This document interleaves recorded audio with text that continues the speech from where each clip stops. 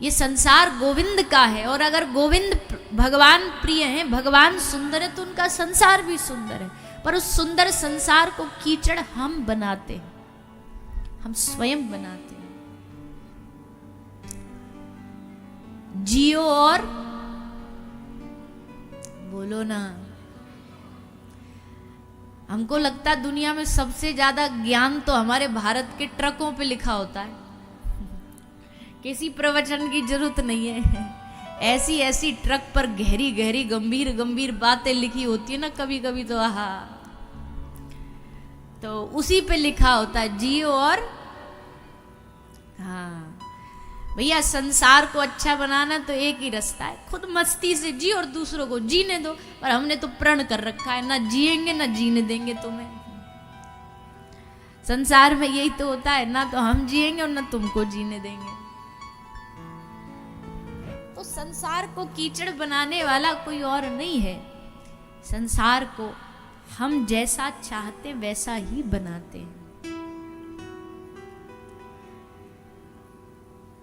सत्य केवल प्रभु है, उन सत्य स्वरूप भगवान की भागवत में बार बार वंदना की गई है। फिर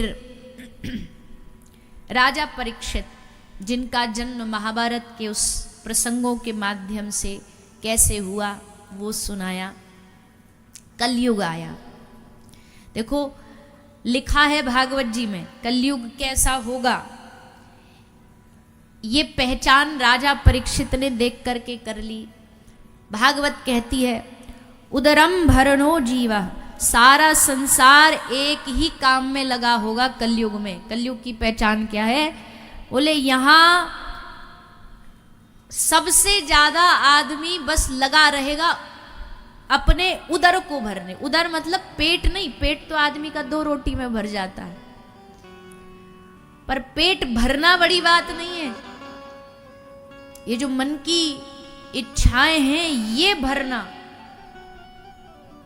इसमें आदमी पूरा जीवन लगा रहता है।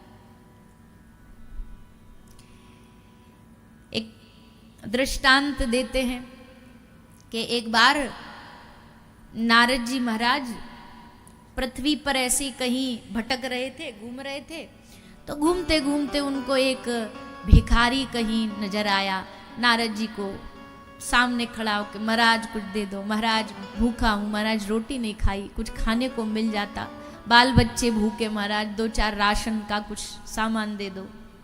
नारद जी को देख करके दया आ गई, साधु पिघल गया, संत हृदय नवनीत समाना। नारद जी बोले बेटा कब तक एक एक रोटी मांगेगा, चल हमारे साथ चल। कहाँ चल? बोले तुझे कुबेर के पास लेकर के जाता हूँ, कुबेर के भंडार से तुझे कुछ दिला के लाता हूँ।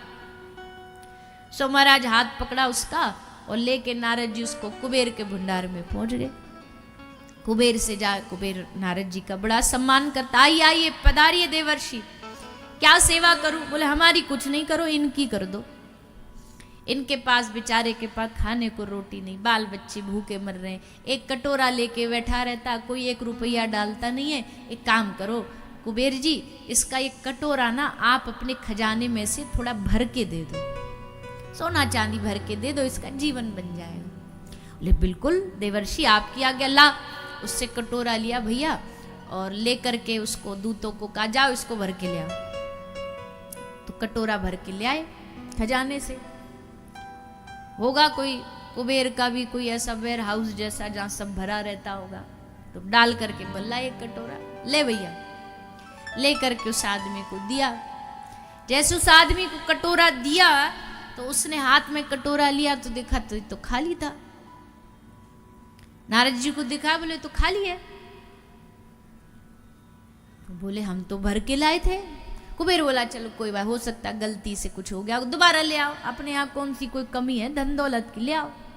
तो दोबारा कटोरा भेजा, दोबारा भर के लाए, ला करके कहा ले भैया अब की बार ले ले।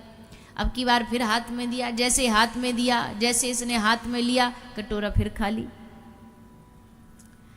3 बार 4 बार 5 बार नारद जी बोला आज कुछ भी हो जाए कटोरा भरवा के लेकर के जाएंगे, चाहे कुछ भी हो।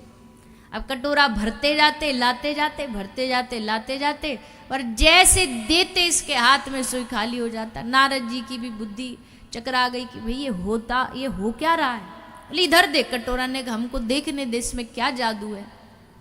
तो नारद जी ने कटोरा लिया, लेकर के उसकी छानबीन जांच करी, इधर उधर लेफ्ट राइट घुमाया, उल्टा घुमाया, तो देखा तो पता चला ये कटोरा नहीं था, ये मानव की खोपड़ी थी जो कभी भरने में नहीं आती।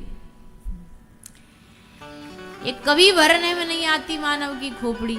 इसमें कुबेर महाराज का भंडार भी भर दोगे ना तो कुबेर कंगाल हो जाएगा, पर मानव नहीं कहेगा कि बस अब नहीं चाहिए।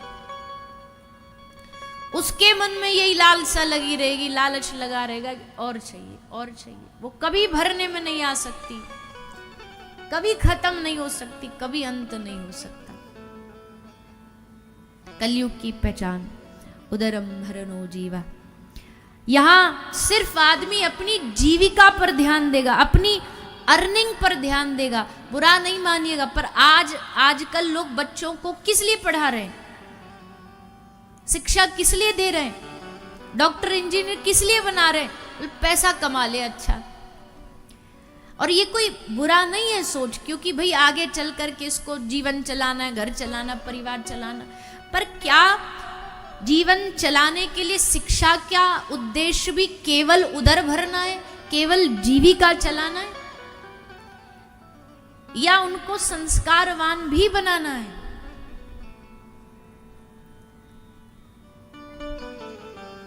कलयुग के लक्षणों में ये लक्षण एक बताया है।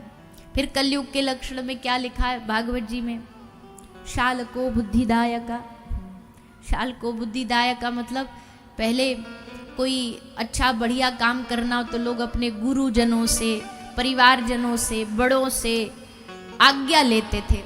अब कलयुग में जब कोई नया काम करना हो तो सलाह किससे लेंगे? भाई कोई बुरा नहीं मानिएगा, भागवत जी में लिखा है इसलिए बता रहे हैं। भागवत में लिखा है कोई नया काम करना तो शाल को बुद्धिदायका, सलाह देने के लिए ससुराल से साले जी को बुलाया जाएगा, वो सलाह देने के लिए आएंगे। शाल को बुद्धिदायक। अच्छा, उसमें भी कोई बढ़िया आदमी हो तो सलाह मान लो। अब कोई मामा शकुनी जैसा निकल आए, अब पूरा महाभारत का कांड इन्हीं ने तो निर्माण किया था, सब कुछ रचना इन्हीं की तो बनाई हुई थी, तो सलाह भी अच्छे व्यक्ति से ही तो लेनी चाहिए। तो शाल को बुद्धिदायका। कलयुग के लक्षण बोले लोगों के हृदय में दया नहीं रहेगी, पवित्रता नहीं रहेगी, सुचिता नहीं रहेगी। आज पवित्रता क्या रही है जीवन में?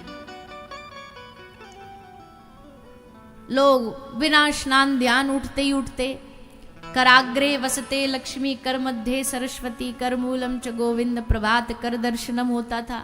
पर अब कलयुग चल रहा है, अब कलयुग में प्रभात कर दर्शनम नहीं, प्रभात चाय का कप दर्शनम, चाय का कप का दर्शन होता उठते उठते। बोला हमारी बुद्धि का आंख खुलती नहीं है हमारी जब तक चाय न मिल जाए। तो पहले चाय पिएंगे, फिर उठेंगे बेड से, फिर चरण नीचे पधराएंगे अपने, नहीं तो हमारे सर में दर्द हो जाता है। उल्टी बुद्धि देखो, नहाए ना, धोए ना, स्नान किया नहीं, भगवत सेवा करी नहीं, और उठते उठते क्या चाहिए इनको? चाय चाहिए। तो भैया हम ऐसा नहीं कह रहे आपकी कि कोई बड़े कठिन कठिन नियम बना लो आप जीवन में, पर थोड़ा तो सुचिता, पवित्रता, थोड़ा तो ध्यान रखना चाहिए। सुबह उठे हो, प्रभु का स्मरण एक बार करो, प्रणाम करो। सुबह सुबह जो आप करते हो सारा दिन आपकी बुद्धि में वही